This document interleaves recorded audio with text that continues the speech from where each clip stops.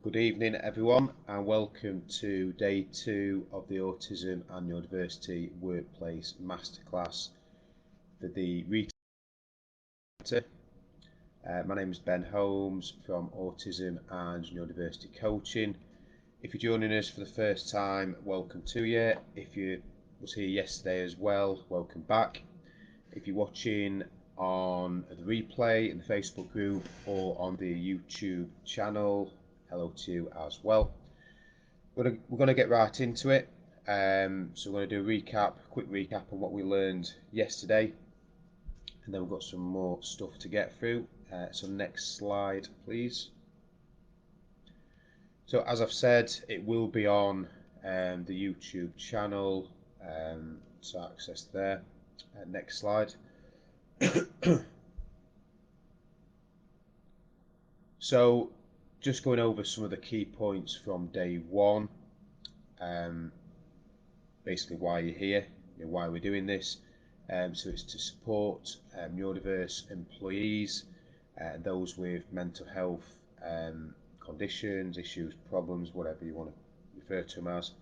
So yeah, any employees you may have, anyone can have a mental health condition at any time. You may have neurodiverse employees at some point, whether you do now or in the future. Next bit, please. So if you're supporting your neurodiverse employees, they're more likely to be happier doing what they're doing, so that increases employee well-being. As a result of that, it will increase your productivity, your employees' productivity. So yeah, they're happy, the well-being's good, or as good as it can be. They're productive, they're enjoying what they're doing. So as a result of all of that, your income will be higher potentially. You've got a happier team, they know what they're doing, they're supported, they're accepted, it's all good. So there's also supporting your neurodiverse customers and those mental health issues, conditions. So if you're supporting your customers better, that will have knock-on effects as well. It'll make them want to speak to you more. If you've got a shop, big supermarket, a store, if your customers know if they're neurodiverse and they know that the needs are met, to at least to a degree, they're accepted or understood, then they're more likely to come back in and buy from you. So obviously if they buy from you, your income's going to benefit as a result of that. So yeah, that was what we looked at from day 1. So we're going to move on to look towards what we're going through tonight. Next slide, please. I'm just going to put my glasses on because I can see better. So how much does it cost to hire a new employee? So we looked at some of the figures for that. In the UK, it costs an average £3,000 to recruit, training over £1,000, and there's numerous other costs involved as well. How much does it cost to replace an employee? So obviously these are just UK figures, but the average cost of employee turnover based on the average salary is around £11,000 per person. And then following on from there, we've got some stats on autism, but just on the employee costs, how much it costs to actually replace employees. It's a lot of money. Some companies could be 30,000 or more, depends on the size of your company, all the ins and outs of that. But the point is, it costs money to get rid of someone, to replace them, to train them up. There are all costs related to that. So ideally, if you've got a good team behind you, if some of them just need a bit of extra support, if they're given that, they're more likely to want to stay, and then you save money and get lower staff turnover, a happier workforce.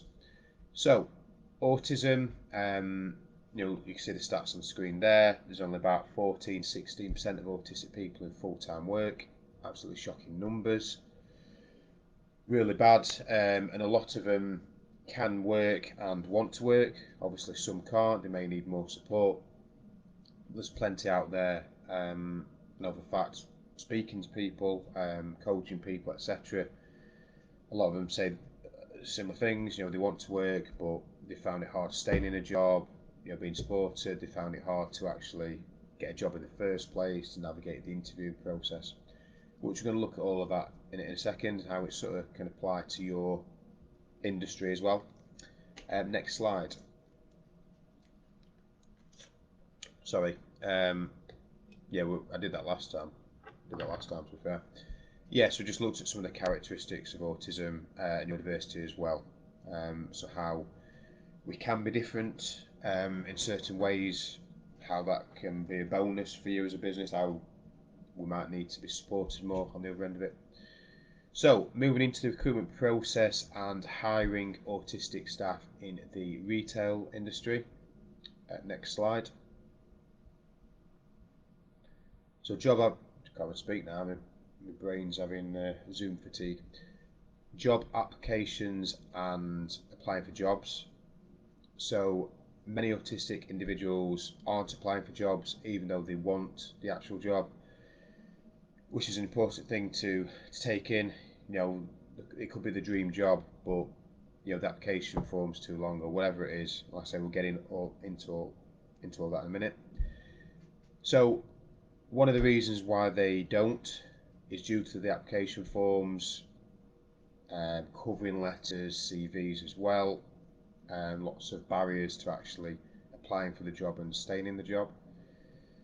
So application forms can be so long-winded, so much information on some of them that you need, which I challenge whether most of it's actually relevant or needed. Again, whilst no one that I know wants to spend hours doing a job application, for autistic people it can be especially hard because it is just harder. There's a lot of extra things to navigate. You've got things going off internally in your head a lot more. You've got a lot more sensory overload, all sorts of stuff that are factors there. And sort of you don't like repeating yourself, answering questions which you don't think are relevant. So many applications don't read very well. This can confuse autistic people, which will put them off. They may dislike the wording, daft as it may sound. They might not like certain phrasing or whatever, which could put them off applying. Next bit. So phrases like exceptional verbal and written communication skills. Does every single job need this? Obviously, it'd be great if you did, but I don't think every job needs those skills.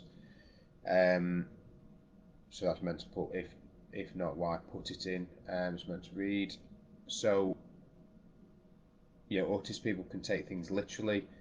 So it might be the dream job. They might be stacking shelves, for example, and some people enjoy doing all sorts of different jobs. They may really enjoy doing that in a supermarket, and they might not have to do any writing for it, really, but it says excellent, written skills. So they might look at that and think, well, my handwriting is not very good, or my spelling is not very good, or I struggle writing. I like doing, the physical, practical side of it. I like doing stacking the shelves, but I don't want to do the writing. That's what they might think. But if it says they've got to possess exceptional or excellent skills in that area, they might not apply for the job, which is a shame because, say, you're missing out on great employees and they're missing out on a job they might want to do. Next bit. So fancy wording or general phrases not relevant to the role. Again, they might not think they're qualified to do it, even if they are. Next slide. So as I've touched on, complex application forms, if there are boxes included, asking irrelevant questions, asking for information they don't understand, they're more likely to leave it and not do it. So what we'll say is ask yourself, do all these questions need to be included? Could you give a bit of guidance over what is required? What questions can you get rid of? Do you need their full working history and qualifications?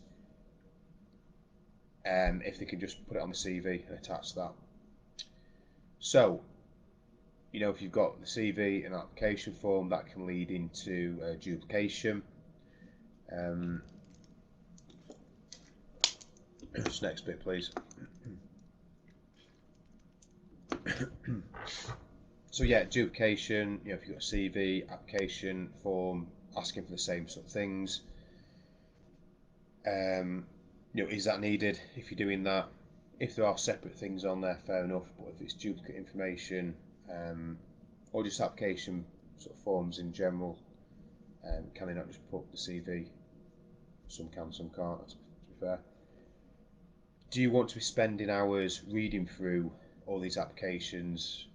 You know, if there's unnecessary information on there, do you actually spend time reading through them? Because if not, then there's any point in doing it. Next bit.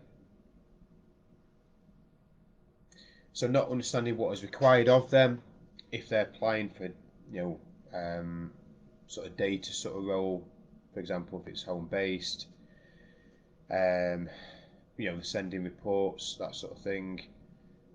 But it says excellent, you know, oral communication skills. They may be unsure what to sort of say to that if they haven't got those skills.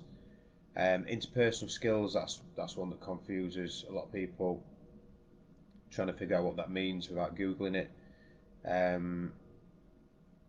You know, they might struggle with that. You know, like I said earlier with the stacking the shelves sort of situation, you know, only put on that application requirements what is relevant to the role. You know, if they're in a warehouse bit at the back of the store, for example, and they won't be liaising with customers, they won't be working on the tills, they won't really be socialising much, do you need to have those skills in there? Sort of excellent communication skills, you know, being able to deal with customers if they're not going to be doing that. Next bit. So cover letters, some applications don't state whether a cover letter is required or not. Could you be clear on this, whether you want one or not? Next bit. What are they expected to write? Is there a social element included in this? They may not understand that. You know, right at the start of the letter, some people might put, "Hi, I don't know, hope you're well" or something. I don't know. Depends what you know. That's more of an email, but this isn't the whole point. You know, what do you write in a cover letter? You can Google it and find that research out, but you'll get different answers, which doesn't help. What, as a company, are you looking for specifically? What would you actually like them to say, or what sort of remit? You know, you don't have to say it word for word, but they might struggle with that. They might put, "Hi, hope you're well. This is my dream job," or whatever. That might not be necessary at all. Some of you might be looking for that, and then they might not put it. You know, how long does it need to be? Next bit, please. So yeah, how long should it be? Could you tell them? You shouldn't have to send word for word, but you could say, you know, no more than 1 page, for example. Even that, there might be a bit of vagueness. They might be like, well, do you want half page or page? But you know, you can't be always exact. Just that some autistic people might just put a couple of lines, just saying, "Please see my application for the role of such and such," you know, stock assistant. Others might do 5 pages, saying, you know, "I've visited this supermarket ever since I've been a kid. I've always enjoyed being in here. I've seen that it's a friendly environment. I know people that work there. I'd really like to work here. I like doing X, Y, or Z." You know, they might put all that in there, and you might think, "I don't need any of that," but they don't know unless you say what you actually want. Next bit.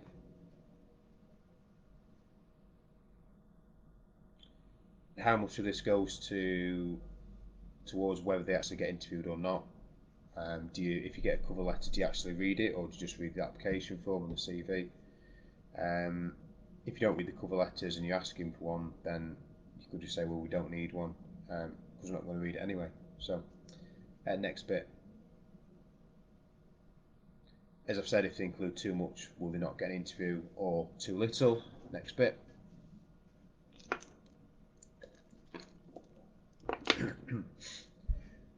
Do you really need an application form, cover letter and CV, all three? Obviously not every company does that. Some say just attach CVs, which when I was applying for jobs in the past, so I'm a bit fidgety at the moment. Yeah, if I got a job and it said attach your CV, that would like gold dust, that would be amazing. If it's one of those where you've got to spend 5 hours filling an application form, you'd be like, well, how likely am I to even get an interview, let alone the job for this? So then you have to weigh that up in your mind. You think, oh, there's no point going for that.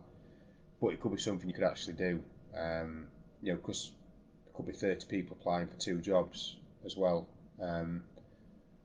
So yeah, it's not good. I understand why people do long applications, sometimes a sense of weeding out people who aren't interested or maybe aren't less skilled for the job, in your opinion. But you are definitely going to lose good employees by going down that route. Next slide.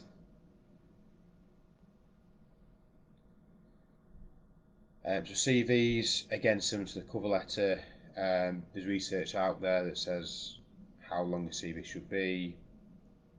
When I used to do research into it X amount of years ago, it was 2 pages, no more than 2 pages. I don't know if that's changed since then. But again, some people might say you only need a page. Some might say you can have more than 2 pages if you want. So there's that vagueness there. Can you put what you want? Say, send your CV, but no longer than such and such.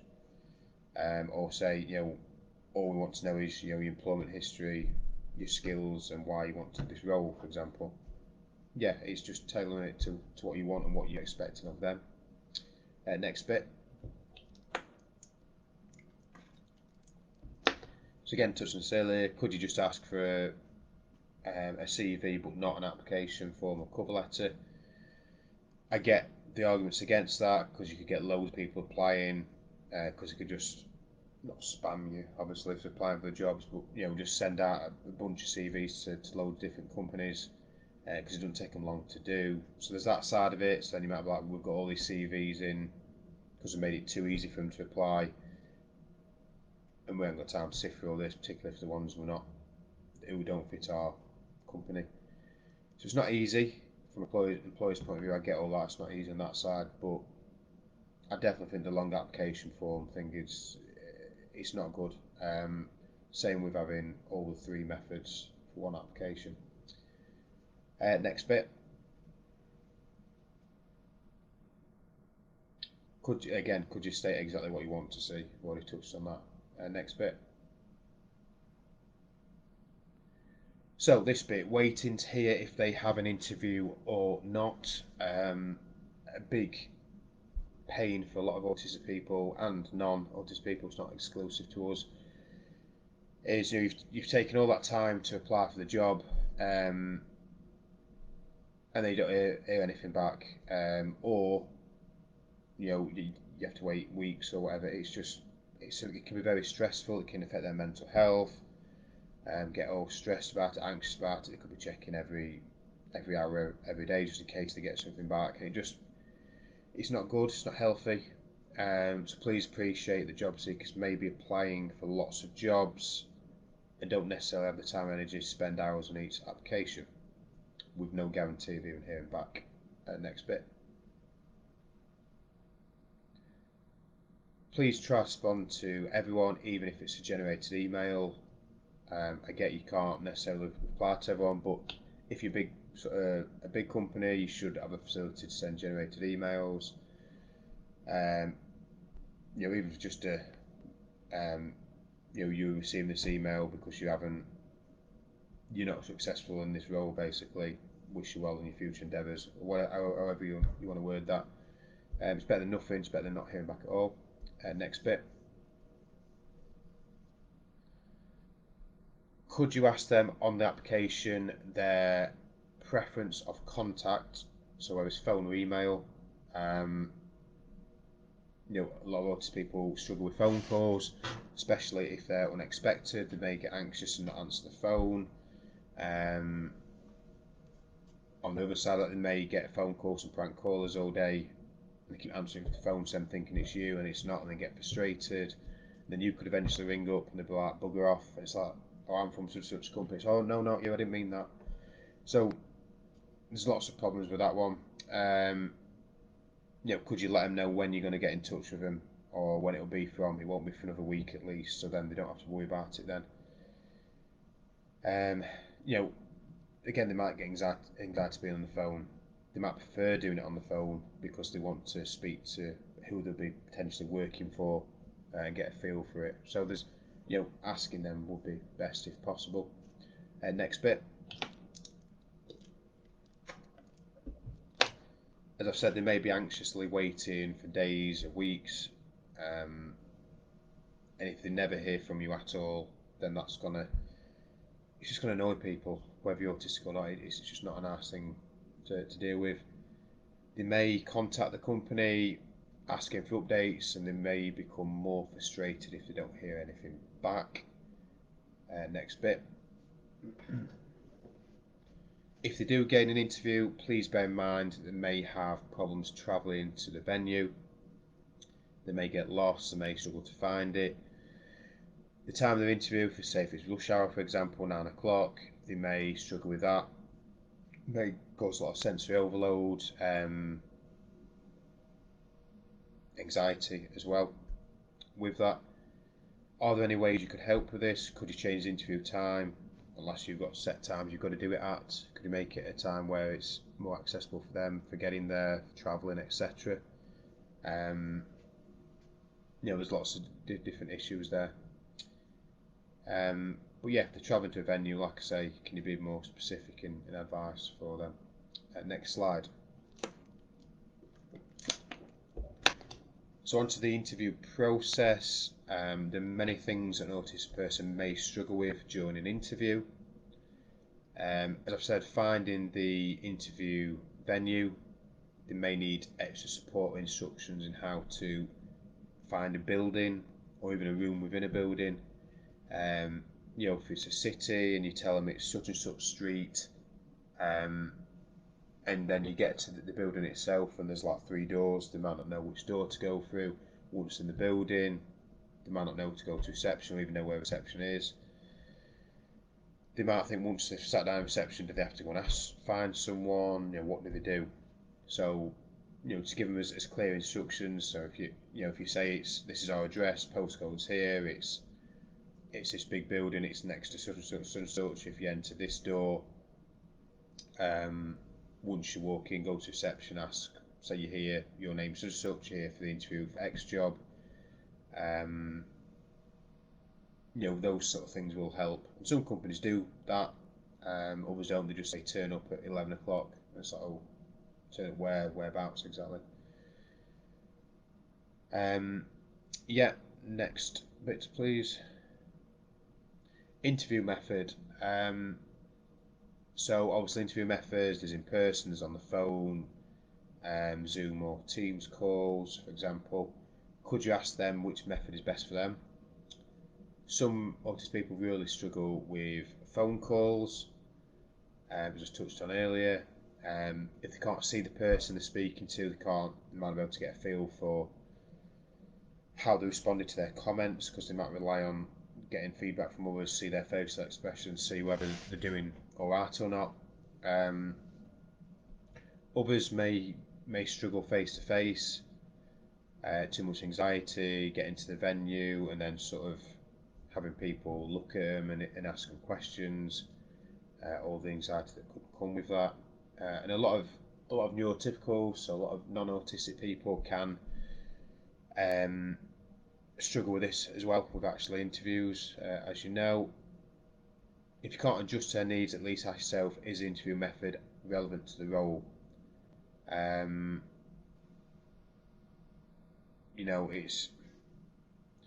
One will be if on the phone. So if it doesn't entail being on the phone, so they're going for I don't know, a stock assistant or something, and they don't need to be on the phone at all, but then the interview's on the phone and they struggle doing that, then are they disadvantaged to start with? Next bit. unpredictable interview process. Whilst you can't just give them the job, there are always ways to help them sort of, I don't like saying present the best version of themselves, but basically it is that in a way, but it's not really the right phrase. Actually do well at the interview. So to give them the best chance of doing well, for answering the questions the best they can, there are ways to help them. Knowing what sort of questions they may face can help.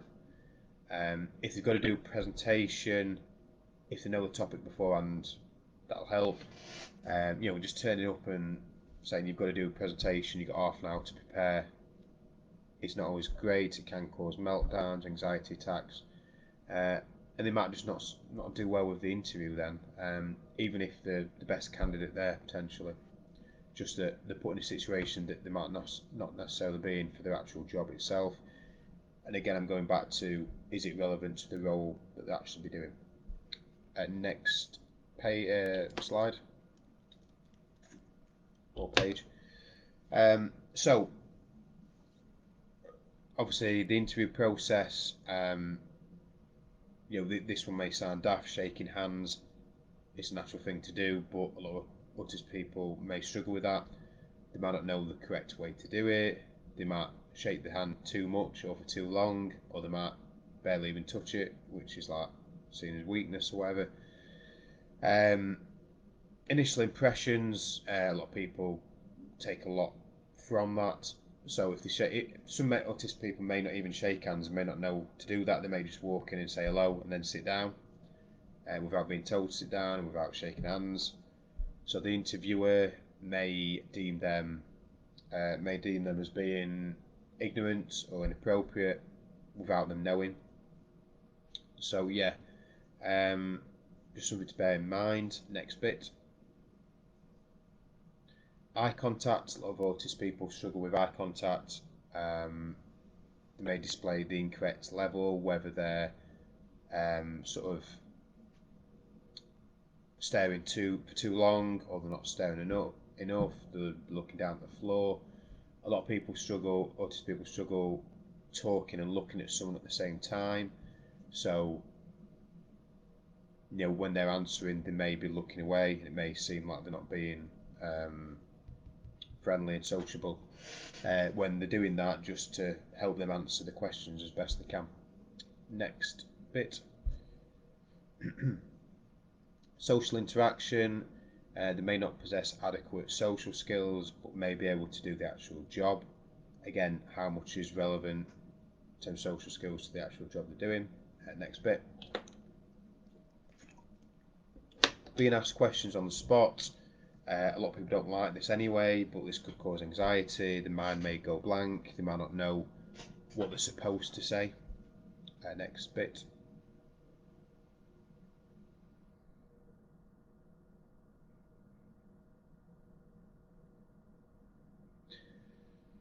So irrelevant interview questions. A few of my favourites in here. What animal would you be? What biscuit would you be?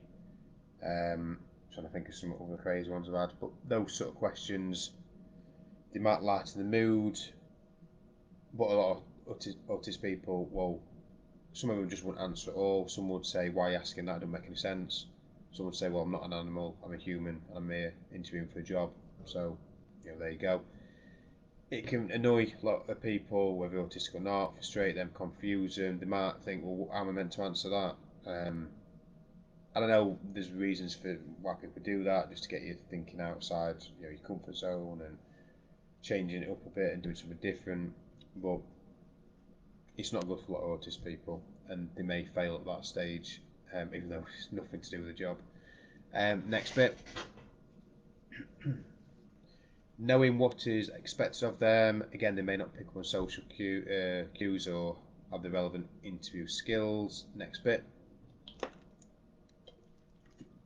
They may misinterpret some of the questions being asked. They may need a bit more detail. They may be comfortable asking that, or they may not. So, if you look like they're not quite understanding what you're asking, just say, would you like me to explain a bit more detail? They may understand things in a different way. They may take things literally. So just bear that in mind as well. Next bit. Group interviews. Lovely stuff. I'm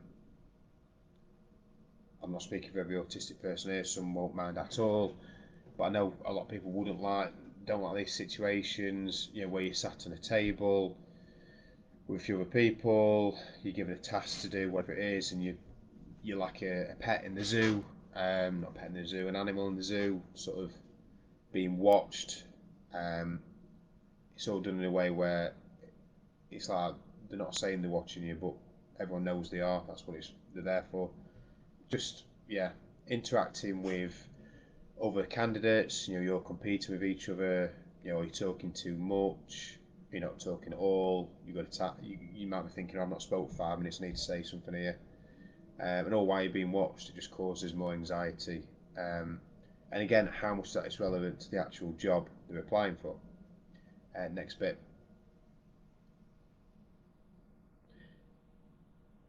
How much detail to give in a question. So again, take things literally. Again, if you ask them a question that requires a yes or no answer, but you you expect them to give a bit of detail on it, they may just say yes. Trying to think of one off the top of my head, but yeah, so you're interested in this job then, are you? You might just say yeah. Whereas you might mean that in a,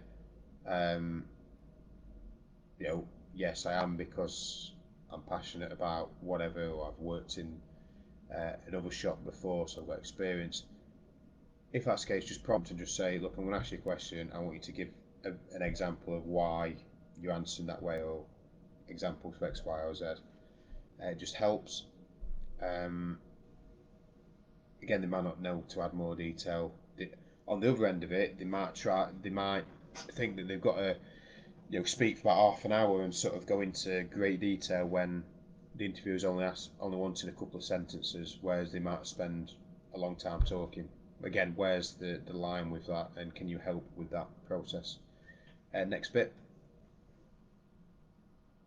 Unwritten social rules. They may not naturally understand any of these, or they may learn a bit about it but not be an expert, and they may struggle because of it. Next bit.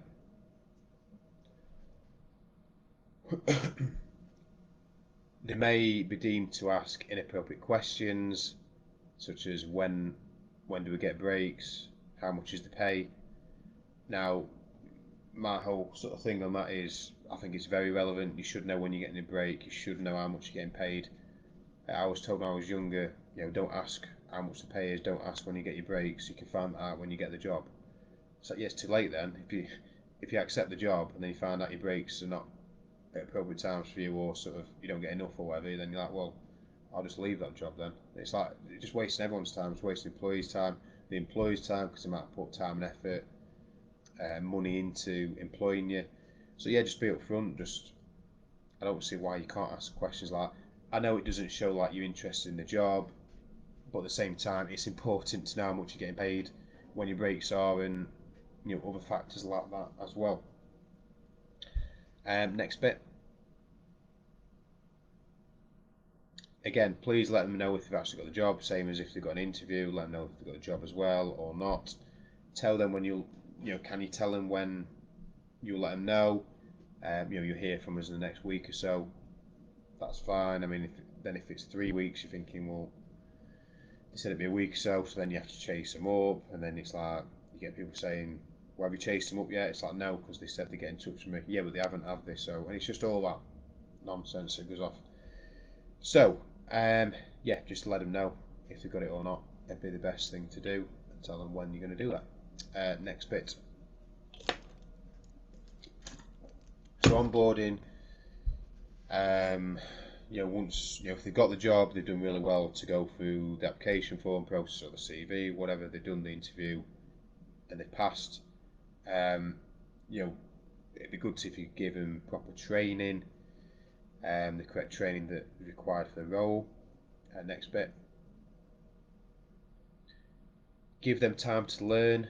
They may be I should say maybe then. They may be slow to start with, but may fly past others after that. Some autistic people will pick it up really quickly and be like, no, I'm fine with that, that's so great, and they just fly straight away, not literally flying, they do really well at the job. Others might, because of anxiety, lots of new colleagues, new surroundings, other things around them, they may really struggle initially, but need more, just need a bit more extra time, then they'll get going. Next bit. Tell them what the job entails and any other relevant information always helps. Next bit. So they might be anxious about starting the role for various reasons. Can you help them through this process? Reassure them that they've got time to learn the role. Next bit. As I've said, it might take them time to get going. They might have exceptional talents. It might take them a while to actually show that. Next bit. So managing the employee, they've gone through all that. They've actually been trained now. You've both done well at getting them in. There may be many hurdles to overcome whilst actually in employment. Let's look at some of these. So providing clear instructions, tell them what you want them to do. Don't be vague about it. Give them accurate and honest feedback. If you give them honest feedback, just consider the people around you. If everyone's watching and you're telling them they're not doing a good job, or on the other end, you tell them you're doing really well, they might get embarrassed or anxious about that because everyone's sort of watching them and they're getting praise or they're getting told off or whatever it is. Could you just take them to a side and tell them, give them that feedback? That would be advisable. Next bit. Like I said, a proper training program. If you throw them straight into a role where they don't know what they're meant to be doing, that's not great. So give them proper onboarding process, proper training. Next bit. Social rules, as daft as it sounds with this one, because a lot of people naturally understand it or just pick it up and learn it. A lot of autistic people don't. You might be like, well, I'm not learning how to do social skills, that's a bit weird. But it can massively help. So you could just explain to them, the reason why, when everyone walks in the morning, they all stand talking for a couple of minutes about stuff that's not really important. It's just that social thing, and they just break themselves into the day or whatever. If they ask how you are, and you say, "Oh, I'm not feeling too well today," whatever, then they'll sort of cut you off and seem like they're not interested. It could be just because I always forget why the reason is. Because they're asking how you are, but they're not actually meaning it. So sometimes people are, sometimes people don't. It's just an expression, how are you doing? So explaining things like a lot of autistic people don't understand that you have to sort of learn it or be taught it. There's plenty of more complex things like that, like navigating social politics, all that sort of stuff. A lot of that goes off in sort of more office environments. It still happens in shops and stores as well. Next bit. Adapting communication. Can you change how you operate to fit their needs? Not having to change the world, you don't have to change every single thing you're doing.